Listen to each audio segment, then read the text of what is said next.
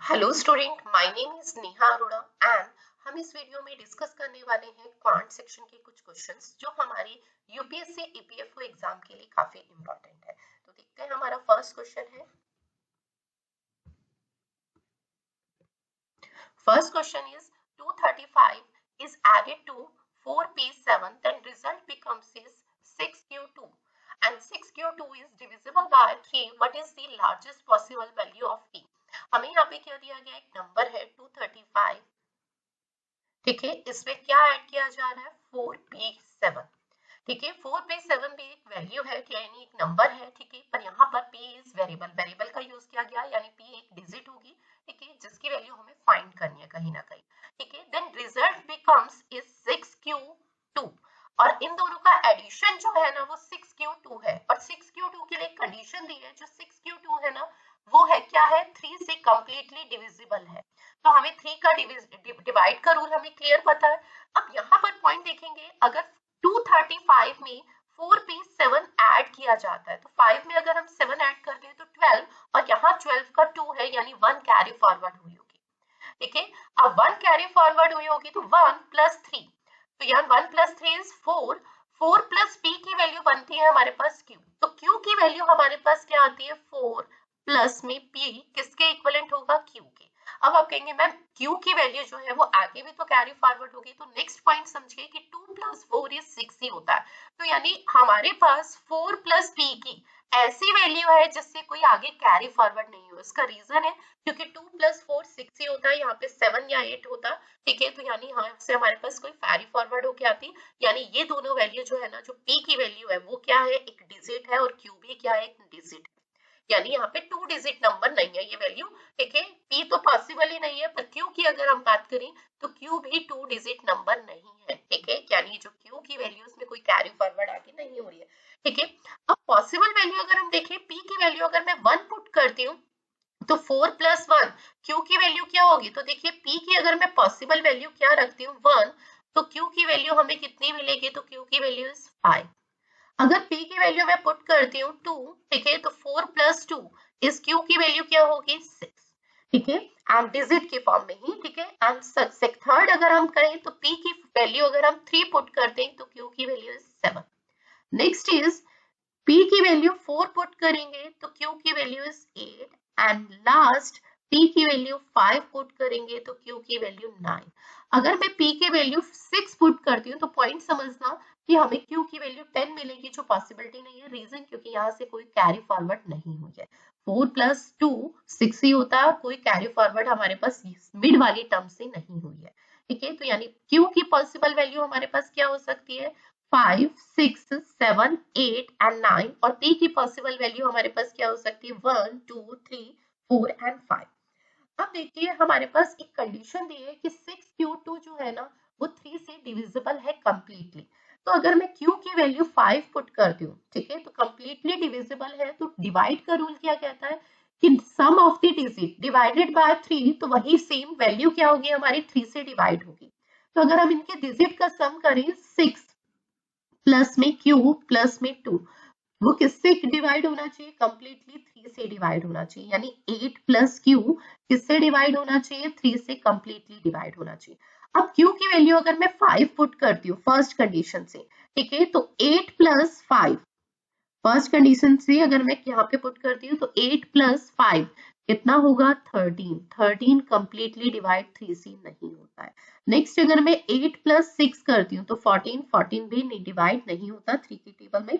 Next is 8 plus 7, तो ये value आती है 15 और ये कंप्लीटली डिवाइड होती है, तो यानी q की पॉसिबल वैल्यू क्या हो सकती है, 7। अब नेक्स्ट और चेक कर लेते हैं, 8 प्लस में 8 तो कितना हो गया, 16, यहाँ पे भी पॉसिबल नहीं है। 8 प्लस 9 यहाँ पे भी पॉसिबल नहीं है, 17। तो सिर्फ हमारे पास q की वैल्यू एक ही वैल्यू मिली है, वो क्या हो सकती है, 7। q की वैल्यू 7 है तो हमसे ये पूछा गया था p का सबसे बड़ा मान बताइए, ठीक है, तो हमें p की लार्जेस्ट वैल्यू बतानी है, तो p की मैक्सिमम वैल्यू क्या होगी, जब q की वैल्यू क्या है, 8 है, ठीक है, तो p की वैल्यू 4 है, और जब q की वैल्यू 7 है तो p की वैल्यू कितनी है, 3 है। तो p की मैक्सिमम वैल्यू हमारे पास कितनी हो सकती है, 3, जो ऑप्शन नंबर हमारा p है, ठीक है। p की मैक्सिमम वैल्यू क्या हो सकती है, तो वो 3 हो सकती है, क्योंकि 7q की वैल्यू बन रही है और 7q की वैल्यू कब पॉसिबल है, जब p की वैल्यू 3 होगी। ठीक है, तो यहाँ से हमारा आंसर इज। नेक्स्ट क्वेश्चन है 22,500 is distributed among A, B, C, D such that the sum of the share of A and C together is 3 by 2 times of the sum of the share of B and D together, and the share of B is 5 by 4 times of the share of D, and the share of A is 3 times of share of C. So find the share of A plus B. हमें यहाँ पर क्या दिया है, total हमें amount दिया है 22,500, ठीक है, जो किनके बीच में डिस्ट्रीब्यूट हुआ है, A, B, C, D, 4 person है, ठीक है। देन हमें यहाँ पे कंपैरिजन A एंड B का जो कंबाइंड शेयर है उसका कंपैरिजन दिया है B एंड D के कंबाइंड शेयर से। नेक्स्ट हमें दिया है कि B का जो शेयर है ना वो 5/4 टाइम्स है किसका, D का। तो ये क्या डिफाइन करता है कि B का शेयर अगर मैं B एज्यूम करती हूँ तो वो 5/4 है किसका, D का, ठीक है। तो यहाँ से मेरे पास B अपॉन में D के शेयर का, ठीक है, B का शेयर मैंने B से एज्यूम किया और D का शेयर मैंने D से एज्यूम किया, ठीक है। तो B और D के शेयर में रेशियो कितना हो जाएगा, 5/4, यानी यहाँ से हम ये एज्यूम कर सकते हैं कि B का शेयर अगर 5 यूनिट है तो D का 4 यूनिट है। नेक्स्ट लाइन क्या दी है कि share of A is 3 times of share of C, ठीक है। A का जो शेयर है ना वो 3 टाइम्स है किसका, C के शेयर का, ठीक है। तो C के शेयर का अगर मैं थ्राइस करती हूँ ना तो किसके इक्विवेलेंट है, मेरे पास A के शेयर के इक्विवेलेंट है, ठीक है। तो यहाँ से हमारे पास A का शेयर मैंने A एज्यूम किया था एंड C का C, तो C का मैंने थ्राइस किया, तो यहाँ से A एंड C के शेयर में रेशियो आ गया हमारे पास 3:1। ये बात क्लियर है। तो A एंड C का टोटल शेयर हमारे पास कितना हो गया, 4 यूनिट। A और C का अगर मैं टोटल शेयर कहूँ A प्लस C, ठीक है, तो वो कितना है, 4 यूनिट। और यहीं से अगर हम लें कि B प्लस D का टोटल शेयर कितना है, तो B प्लस D का टोटल शेयर इज 9 यूनिट। और अब हमें कंबाइंड के रिस्पेक्ट में ही रेशियो दिया है, देखिए वो क्या है, A एंड C का जो कंबाइंड रेशियो है, ठीक है, शेयर का, वो B और D के रिस्पेक्ट में कितना है, तो कितना है, 3/2, 3/2 टाइम्स है किसका, B एंड D का। तो वही सेम चीज है कि यहाँ पे B एंड D का मैं 3/2 टाइम्स लूं तो ये अपॉन में आ जाएगा। तो यहाँ से हमारे पास A प्लस C के शेयर में एंड B प्लस D के शेयर में रेशियो क्या है, 3:2। अब पॉइंट समझना, अगर मैं B एंड D का टोटल शेयर देखूं तो यहाँ पर इसके अकॉर्डिंग 9 यूनिट है और यहाँ पर अगर हम देखें तो 2 यूनिट है। और ऐसे ही सिमिलर A एंड C का टोटल शेयर 3 यूनिट और यहाँ पर 4 यूनिट। तो हमें इसे इक्वल बनाना होगा। इक्वल बनाने के लिए देखिए 9 एंड 4 का मैं एलसीएम ले लेती हूँ, कितना है, 36, ठीक है। तो मैं 36 से मल्टीप्लाई कर देती हूँ बोथ साइड, तो ये हमारे पास कितना हो जाएगा, 36 से मल्टीप्लाई करने पे 108, 36 इंटू में 3 एंड बी एंड डी का जो शेयर अगर हम कहें 36 इंटू में 2 तो आपके पास 72। देखिए रेशियो वही मेंटेन है, सिर्फ हमने वैल्यू किस लिए चेंज की ताकि हमें हमारे पास यहाँ पे तो कंबाइंड रेशियो है, अब हम इनका इंडिविजुअल रेशियो एंड इनकी वैल्यू फाइंड कर सकते हैं। अब इसमें हम B, A, B and C सबका अलग अलग फाइंड कर सकते हैं। कैसे, A और C का हमारे पास जो रेशियो है शेयर में, ठीक है, वो कितना है, 3:1 है, ठीक है। और A और C का टोटल शेयर हमारे पास अब कितना है, 108 यूनिट इनके बीच में डिस्ट्रीब्यूट करूंगी तो देखिए 4 यूनिट किसके इक्विवेलेंट है, 3 + 1 is 4 unit is equivalent to 108। तो 1 यूनिट की वैल्यू इज 27, तो 3 यूनिट की वैल्यू हमारे पास 81 यूनिट एंड 1 यूनिट की वैल्यू इज 27। तो यहाँ से हमारे पास C का शेयर आ गया एंड A का शेयर आ गया।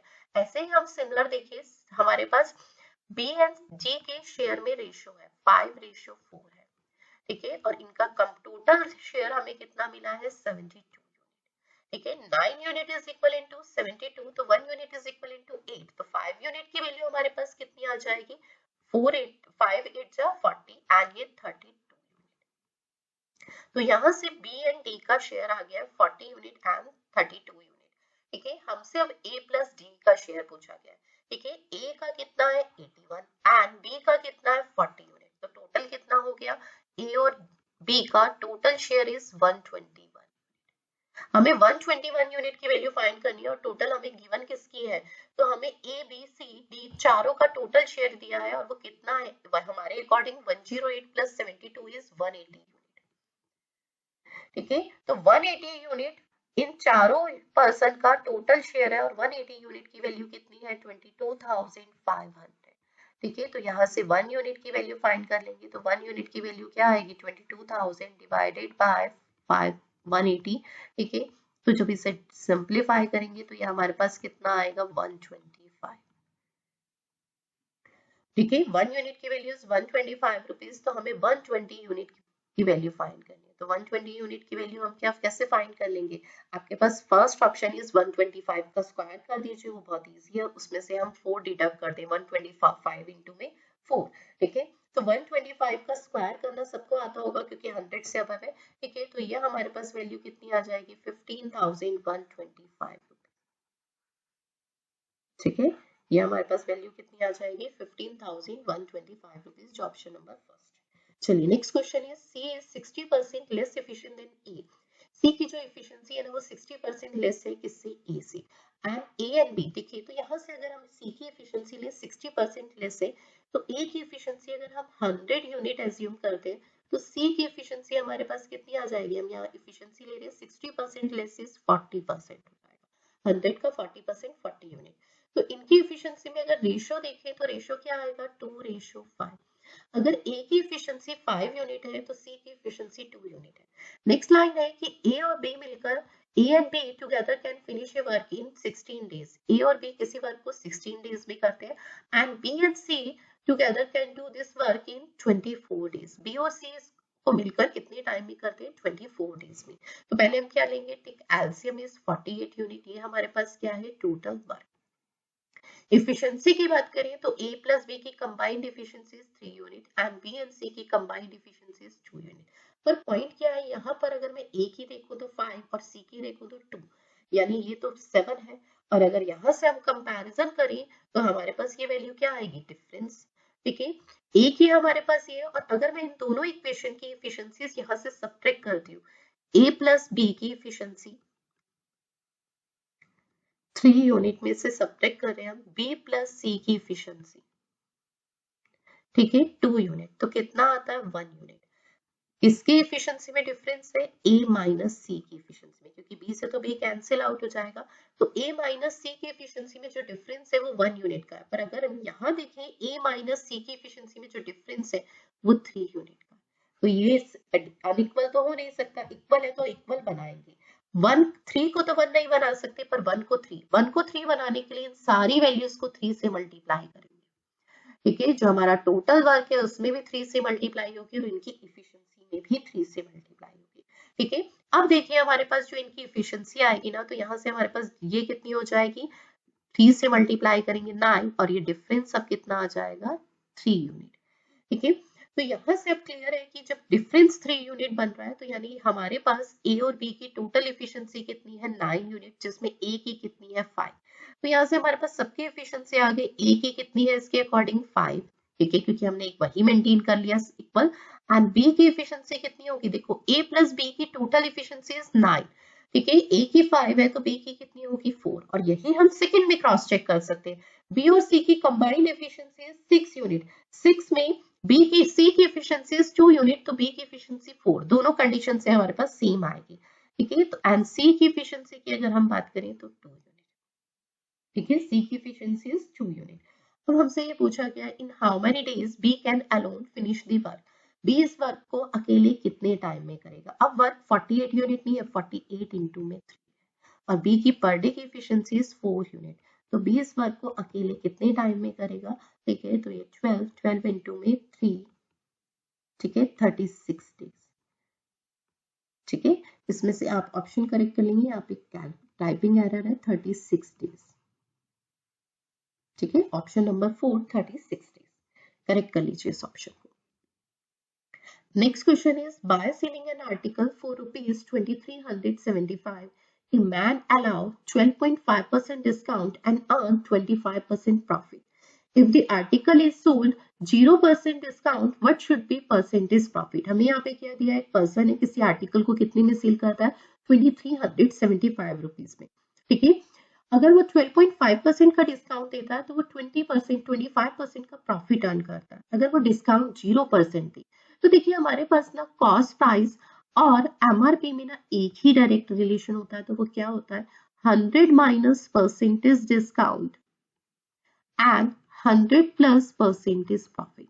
और देखिए इस क्वेश्चन में ना हमारे को percentage discount and percentage profit भी गिवन है, तो हमें यहाँ से हिंट भी मिलती है कि हम डायरेक्टली सिंगल रिलेशन जो हमारे पास कॉस्ट प्राइस और एमआरपी में, इसी के अकॉर्डिंग क्वेश्चन को सॉल्व करें। ठीक है, तो यहाँ पर अगर हम देखें तो हमें पर डिस्काउंट की वैल्यू कितनी दी है 12.5, 100 माइनस 12.5 पुट कर देंगे तो हमारे पास कॉस्ट प्राइस आ जाएगा, 100 प्लस प्रॉफिट की वैल्यू पुट कर देंगे तो हमारे पास एमआरपी आ जाएगी। तो एमआरपी कितनी आ जाएगी 125 यूनिट एंड यहाँ से कॉस्ट प्राइस कितना आ जाएगा 87.5 यूनिट। अब देखिए हमारे पास कॉस्ट प्राइस और एमआरपी आ गई है, चाहे आप इसे रेशियो में मिनिमाइज भी कर सकते हैं। ठीक है, दोनों वैल्यू 12.5 से मिनिमाइज होगी, 12.5 से मिनिमाइज होगी ये 10 आएगा और ये 12.5 से मिनिमाइज करके 7। तो हमारे पास कॉस्ट प्राइस और एमआरपी में क्या रेशियो आ गया 7:10। अब देखिए नेक्स्ट क्या लाइन कही है, if the article is sold 0% discount, अगर आर्टिकल को 0% डिस्काउंट पे सेल किया जा रहा है तो इसका मतलब क्या है, डिस्काउंट की वैल्यू 0 है। ठीक है, तो हमारा एमआरपी ही क्या हो जाएगा सेलिंग प्राइस। अगर एमआरपी ही सेलिंग प्राइस है, कॉस्ट प्राइस हमारे पास ऑलरेडी है 7 यूनिट, तो क्या हम परसेंटेज प्रॉफिट नहीं फाइंड कर सकते, तो प्रॉफिट परसेंट फाइंड करना है, प्रॉफिट कितना हो रहा है तो प्रॉफिट इज 3 यूनिट। ठीक है, cost price is 7 unit into में 100, तो कितने परसेंट प्रॉफिट हो रहा है 3/7, 3/7 किसकी फ्रैक्शन होती है 42.66% की। ठीक है, तो कितने परसेंट का प्रॉफिट हो रहा है 42.66%। नेक्स्ट क्वेश्चन इज एक driver of truck see the ambulance 160 meter ahead of him after 20 seconds. Ambulance is 140 meter behind. If the speed of the truck is 80 km per hour, then what is the speed of ambulance? देखिए यहाँ पे पहले तो concept जो है वो relative speed का। ठीक है, पहले क्या था, जो ट्रक था उसने देखा कि एम्बुलेंस उससे 160 मीटर बिहाइंड यानी सॉरी आगे है। ठीक है, 160 मीटर एम्बुलेंस उससे क्या है पहले आगे है, और 20 सेकेंड के बाद 140 मीटर वही सेम क्या है पीछे।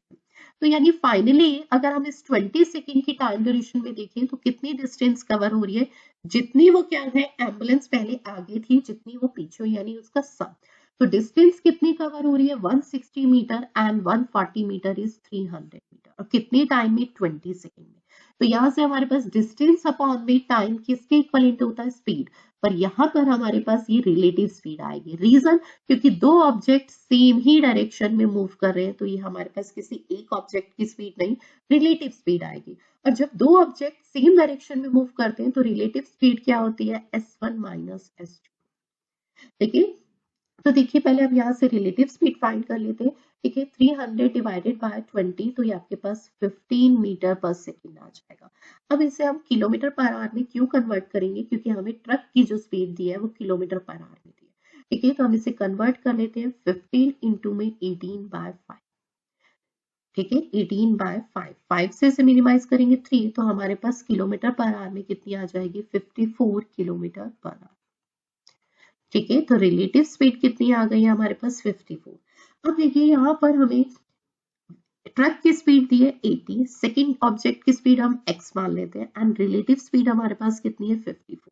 ठीक है, तो यहाँ से x की वैल्यू हम नहीं फाइंड कर सकते, s1 माइनस s2, तो s2 की वैल्यू हमारे पास कितनी आ जाएगी 80 माइनस में 54, तो कितना आ जाएगा 26 किलोमीटर पर। ठीक है, हमने इसमें डाटा पुट कर दिया s1 माइनस s2 में, तो हमारे पास रिलेटिव स्पीड सेकंड ऑब्जेक्ट यानी एम्बुलेंस की स्पीड कितनी आ गई 26 किलोमीटर पर आवर, जो हमारा ऑप्शन नंबर। चलिए, थैंक यू सो मच, मिलते हैं नेक्स्ट वीडियो में, लेके आऊंगी मैं सेम ही हमारे मिक्स क्वेश्चन। चलिए मिलते हैं नेक्स्ट वीडियो।